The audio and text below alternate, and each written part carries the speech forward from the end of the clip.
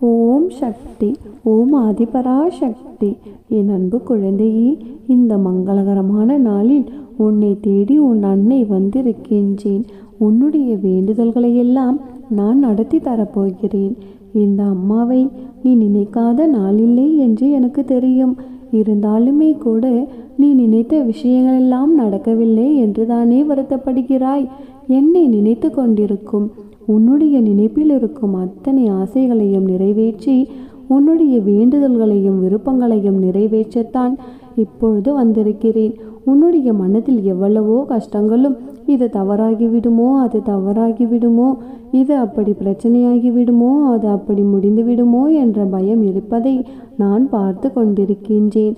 எல்லாவற்றையும் சரி செய்து உன்னுடைய வாழ்க்கையில் நல்லது நடப்பதற்கான மிகப்பெரிய மாற்றத்தை உன்னிடம் கொண்டு வந்து சேர்ப்பதற்காகத்தான் இப்பொழுது உன்னை தேடி வந்திருக்கின்றேன் என் செல்லமே. வாழ்க்கையில் நீ துன்பப்படும் மாதிரி நிறைய விஷயங்கள் நடக்க செய்கிறது.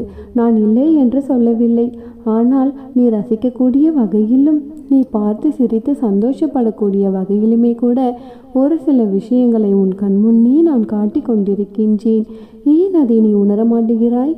துக்கத்தையும் கவலைகளையும் எந்த அளவுக்கு நீ அதிகமாக சுமக்கிறாயோ அந்த அளவுக்கு மகிழ்ச்சியையும் புன்னகையையும் எடுத்துக்கொள்ள ஏன் மறுக்கிறாய் என் செல்லமே? உனக்கான நல்லது நடக்க வேண்டாமா? இப்படி துன்பத்திலேயே துவண்டு போகப் போகிறாயா? நான் சொல்வதையெல்லாம் சரியாக புரிந்து கொள். வாழ்க்கையில் ஒவ்வொரு நாளையும் நீ கடந்து போகும் பொழுதே வாழ்க்கையை ரசித்து கொண்டு போ. ஏனென்றால் உன்னுடைய வாழ்க்கையும் காலமும் உன்னை பார்த்து என்ன சொல்கிறது என்று தெரியுமா? போகும்பொழுதே நீ ரசித்து கொண்டு போ. நீ திரும்பி பார்ப்பதற்கு நான் இருக்க மாட்டேன். உனக்காகவே நான் வாழ்க்கையாக இருக்கும் பொழுது என்னை ஏன் ரசிக்காமல் வாழ்ந்து கொண்டிருக்கிறாய் என்று கேட்கக்கூடிய அளவுக்கா உன் வாழ்க்கையில் நீ சோகத்தை பெரிதாக நினைக்கின்றாய்? அறிவாளியாக இருக்கக்கூடிய என் பிள்ளையான நீ எல்லா யதார்த்தங்களையும் புரிந்து வாழ ஆரம்பித்து விட்டாய். ஆனால் ஒரு விஷயத்தை தெளிவாக புரிந்து கொள் என் செல்லமே. இன்று நீ அனுபவிக்கும் உன்னுடைய கஷ்டம் நிரந்தரம் கிடையாது. அதேபோல் உன்னை கஷ்டப்படுத்தி சந்தோஷப்படுபவர்களின் சந்தோஷம் நிரந்தரம் கிடையாது. எல்லாமே எப்பொழுது வேண்டுமானாலும் மாறும். உன்னுடைய கஷ்டங்களை எல்லாம் சரி செய்து உன் வாழ்க்கையில் மிகப்பெரிய மாற்றத்தை நான் உண்டாக்கப் போகிறேன். உன்னுடைய வேண்டுதல்களும் நீ நினைத்ததும் ஆசைப்பட்டதும் நடக்க எது எல்லாம் தடையாக இருக்கிறதோ, யாரெல்லாம் உனக்கு தடையாக வந்து நிற்கிறார்களோ அத்தனை பேருக்கும் மனமாற்றத்தை நான் உண்டாக்குவேன். நீ நினைத்தது நடக்க என்ன உதவி தேவைப்படுகிறதோ அதையும் நான் உனக்காக செய்து கொடுப்பேன் என் செல்லமே. விருப்பம் இல்லாத விஷயங்களை விட்டுவிட்டு எது உனக்கு பிடிக்காதோ, எதை பார்த்தால் மனம் சஞ்சலப்படுகிறதோ, கவலைப்படுகிறதோ அதையே யோசித்து யோசித்து எதற்காக வருத்தப்படுகிறாய்? காலம் என்றால் எல்லாம் கலந்திருக்கும். நல்லதும் இருக்கும், கெட்டதும் இருக்கும். காலம் என்பது மனிதத்தின் உருவம் மட்டுமல்ல, குணத்தையும் மாற்றக்கூடிய சக்தி படைந்தது என்பதை புரிந்து கொண்டு உன்னுடைய குணத்தால் நீ யோசிக்கக்கூடிய விஷயங்கள் எல்லாம் நல்லபடியாக இருக்கும்படி மாற்றி அமைத்துக்கொள். கோவை என்பது உனக்கு தேவையில்லாத, உனக்கு ஆபத்தை விளைவிக்கக்கூடிய விஷயம். கோபம் என்பது நீ வெறும் கையில் சூடான கரியை எடுத்தால் எப்படி சுடுமோ அதே போல் ஒரு ஆபத்தான விஷயம். தேவையில்லாத கோபத்தை, உனக்கு கஷ்டத்தை தரக்கூடிய அந்த கோபத்தை தூக்கி போடு. அறிவோடும் அனுபவத்தோடும் இருக்கக்கூடிய என் பிள்ளையான உன் வாழ்க்கையில் நானும் துணையாக இருக்கேன். இனி நீ தைரியமாக இருந்தால் எல்லா விஷயங்களும் உனக்கு சாதகமாக முடியும். என் தங்கமே, எதிரியின் சித்திரவதையை பார்த்து நீ வருத்தப்பட வேண்டாம். உன்னுடைய மௌனம் உன்னை நிச்சயமாக பாதுகாக்கும். உனக்காக எப்பொழுதும் உன் அன்னை நான் இருப்பேன். உன்னுடைய மகிழ்ச்சியை நீ எப்படி உருவாக்குவது என்று யோசித்து பார். அதை உன்னிடமிருந்து யாராலும் எடுத்துக்கொள்ள முடியாது. உன் வாழ்க்கையில் நீ ரசித்து சந்தோஷப்படக்கூடிய நல்ல நேரம் இது. எந்த காலத்துக்காகவும் நேரத்தை வீணாக்காமல் உன் வாழ்க்கையை சந்தோஷமாக வாழ ஆரம்பி. உனக்காக உன் அன்னை நான் துணையாக இருந்து எல்லா விஷயங்களையும் நீ ஆசைப்பட்டவாறு செய்து கொடுப்பேன். எல்லா விருப்பங்களும் உன் மனம் போல் உனக்கு அரங்கேறும். இனியெல்லாம் நல்லதாக நடக்கும். நீ ஆசைப்பட்ட விஷயங்கள் எல்லாம் உன் கைகளில் ஒவ்வொன்றாக கொண்டு வந்து உன்னை சந்தோஷமாக வாழ வைப்பேன். என் அன்பு குழந்தையே, உன்னுடைய வாழ்வில் நிகழ்கின்ற விஷயங்கள் எல்லாம் என் பார்வையில் தான் நிகழ்கிறது. குழந்தையே, அவை உன் மனதை ரணப்படுத்தி உன் உலகம் என்று நீ நினைப்பவர்களெல்லாம் உன்னை காயப்படுத்துகிறார்கள் என்று நீ என்னிடம் சொல்லி அழுகின்றாய். அவர்கள் ஏன் என்னிடம் இப்படி நடக்கின்றார்கள்? மற்றவர்களுக்கு ஒரு நியாயம், எனக்கு மட்டும் ஒரு நியாயமா? நான் செய்கின்ற செயல்கள்தான் தவறு, உன் தவறு என்று சொல்கிறார்கள். ஆனால் என்னை அந்த அளவிற்கு தள்ளியது சூழ்நிலை. அதற்கு நான் எப்படி காரணம் என்றுதானே புலம்புகிறாய்? இந்த சூழ்நிலையை விட்டுவிடு. நான் உனக்காகத்தான் இருக்கின்றேன். உன் அம்மன் உன்னை விட்டு விலகுவதும் இல்லை, உன்னை விட்டு விலகி போகும்படி நான் செய்வதும் இல்லை. உனக்கான அனைத்தையும் நல்லதாகவே நான் மாற்றி கொடுப்பேன். உன் அம்மாவாக அப்பாவாக என்றும் உனக்கு நானே துணையாக இருப்பேன். உன் கண்ணீரை கண்டேன். உன் வீட்டை எந்த கொடிய நோயும் நெருங்காது. நெருங்கவும் நான் அனுமதிக்க மாட்டேன். நான் இருக்கின்றேன் குழந்தையே, கலங்காதே. உன்னுடைய பாரங்களை எனது பாதத்தில் சமர்ப்பித்துவிடு. உன்னை பாதுகாத்து கரை சேர்ப்பது எனது பொறுப்பு. தன்னம்பிக்கையை மட்டும் இழந்து விடாதே. என்னை நம்பி வருபவர்களுக்கு ஏமாற்றம் என்ற ஒன்றிற்கு இடமே இல்லை. அது அம்மன் பக்தர்களுக்கு நன்றாகவே உணர முடியும். நீ மனதளவில் பயப்படாமல் இருந்தால்தான் வாழ்க்கையில் தைரியமாக செயல்பட முடியும். நீ நம்பிக்கையோடு உனது கடமையை செய். நல்ல வசந்த காலம் உனக்காக காத்து கொண்டிருக்கிறது. நீ விரும்பிய அனைத்து வளங்களும் உன்னை வந்து சேரும் நேரம் நிச்சயம் உண்டு. நீ நினைத்த காரியம் நிறைவேறும். நல்லதே நடக்கும். வாழ்க்கையில் நினைப்பது ஒன்று, ஆனால் நடப்பது வேறொன்று.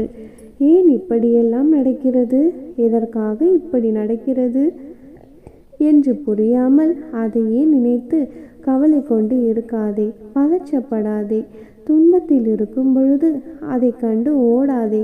குழந்தையே, துன்பத்தை கண்டு துவண்டு விடாமல் நின்று தைரியமாக எதிர்கொள். முதலில் ஒன்றை புரிந்து கொள் குழந்தையே, மற்றவர் மாதிரி அப்படியே நாமும் இருக்க வேண்டும் என்று நினைத்தால் அதில் நீ தோல்விதான் அடைவாய். குழந்தையே, என்றும் நீ நீயாகவே இருந்தால் ஒருபோதும் தோல்விக்கு வாய்ப்பு உனக்கு இல்லை. எதையும் நினைத்து பயப்படாதே. உன் அருகிலேயே தான் நான் இருக்கின்றேன். உன்னை விட்டு நான் விலகுவதும் இல்லை, உன்னை விலகி போகும்படி நான் செய்வதும் இல்லை. வலி, தோல்வி, ஏமாற்றம் இவைகள் எல்லாம் எல்லோர் வாழ்க்கையிலும் ஏற்படுவது இயல்புதான். அதை காரணமாக வைத்துக்கொண்டு நீ உன்னுடைய கடமைகளிலிருந்து தவறாதே. குழந்தையே, முதலில் உன் மனதில் உள்ள எண்ணங்களை எது சரி எது தவறு என்பதை நீ தீர்க்கமாக முடிவு செய்துவிடு. அதன் பிறகு செயலில் ஈடுபடு.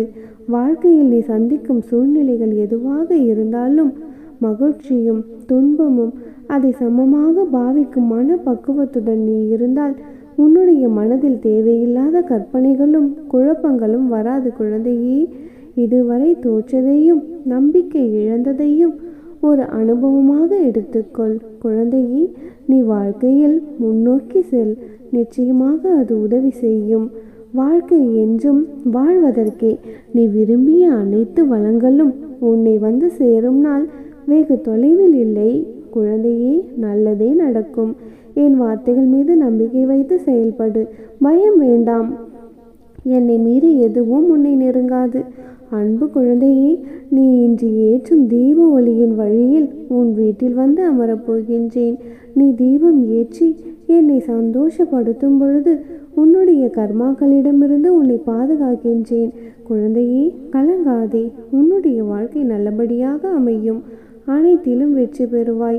உன்னை பயன்படுத்தி விட்டு தூக்கி எறிந்தவர் ஒரு நாள் எறியப்படுவார். காத்திரு. மகிழ்வதற்காக அல்ல, அவரை மன்னிப்பதற்காக. குழந்தையே, ஏனென்றால் நீ என்னுடைய செல்ல பிள்ளை. கண்ணே, உனக்கு நானே துணையாக இருக்கின்றேன். நிச்சயம் நீ வேண்டியது அனைத்தும் நிறைவேறும். உன்னுள் நீ புலம்பிய நாளெல்லாம் இனி மறைந்து போகப் போகிறது. உன்னுள் புத்துணர்வை ஏற்படுத்தும் நிகழ்வுகளெல்லாம் இனி உன்னிடத்திலிருந்து நான் நடத்தி வைப்பேன். இனி வரும் காலம் உனது கை ஓங்கி நிற்கப் போகிறது. உன்னை தேடி சிலர் அவர்களை அறிமுகப்படுத்தி கொள்ள முன் வருவார்கள். நோய்களிலிருந்து கடன் சுமைகளிலிருந்து விரைவில் நிவாரணம் கிடைக்கும். நம்பிக்கையோடு இரு.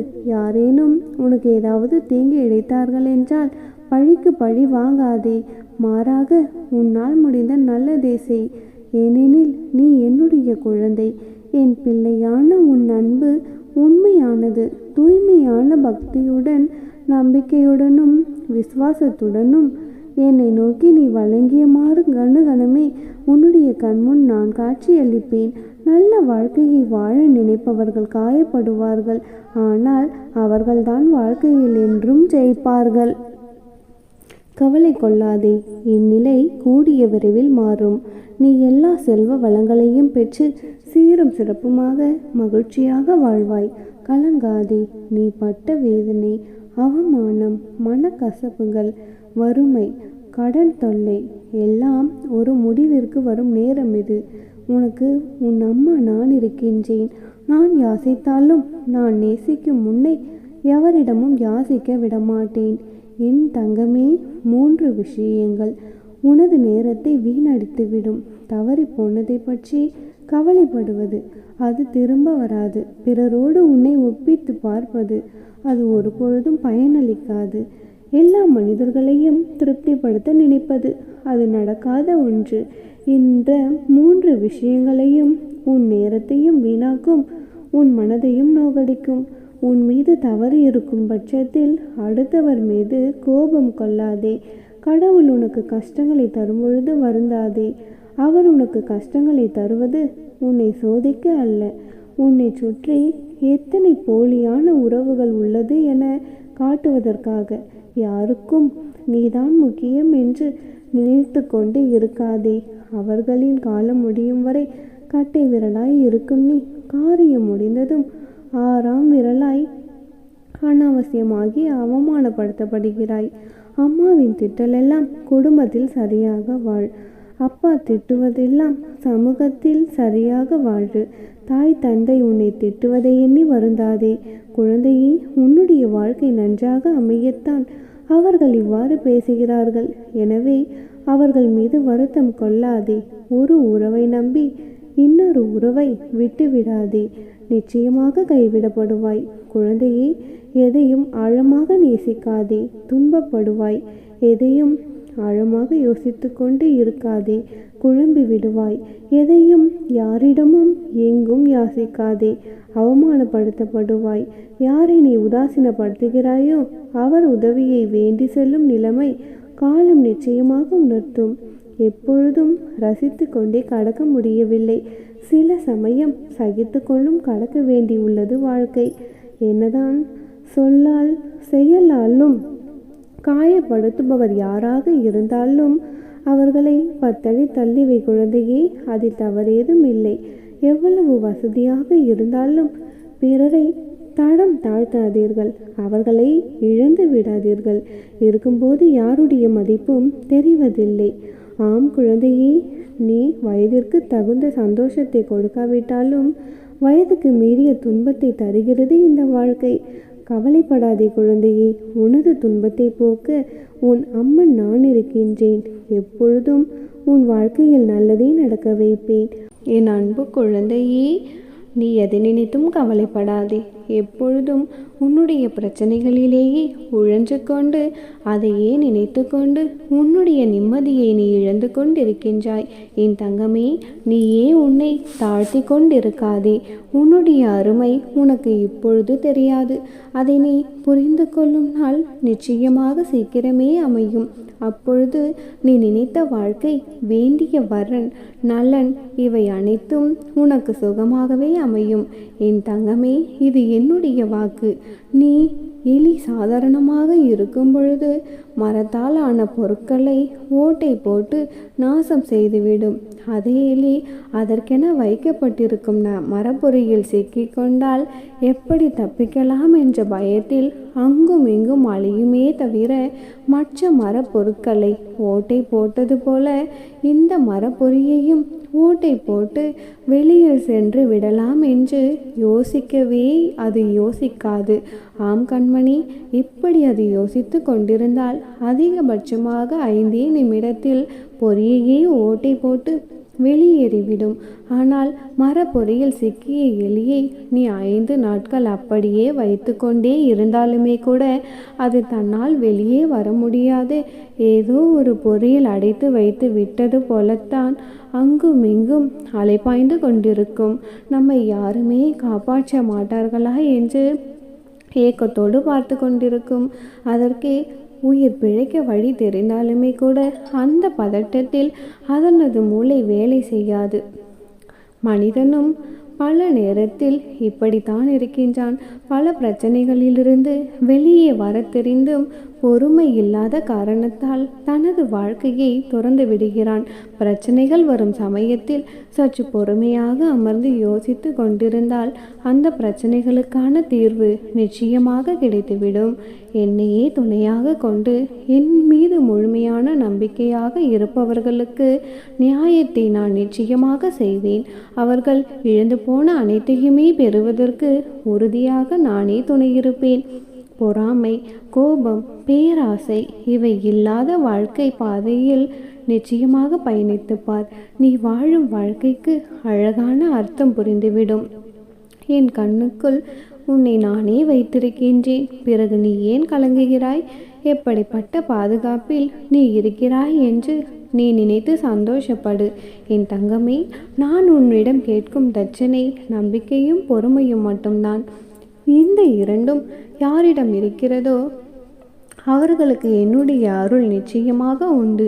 இனி நீ மகிழ்ச்சியின் பாதையில் செல்ல இருக்கின்றாய். சகல விதமான நன்மைகளும் உன்னை நிச்சயமாக வந்து சேரும். என் தங்கமே, எதை நினைத்தும் கவலைப்படாதே.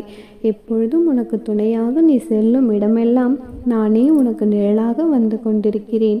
என்னையே நினைத்து கொண்டிருக்கும் உனக்கு நீ வேண்டிய வரத்தை நிச்சயமாக உன் கைகளில் கொடுத்து மன நிறைவோடு சந்தோஷமாக சீரும் சிறப்புமாக வாழ வைக்க வேண்டியது என்னுடைய பொறுப்பு. அம்மனருளால் இந்த நாள் அழகிய நாளாக நிறைவடையட்டும். ஓம் சக்தி. ஓம் ஆதிபராசக்தி.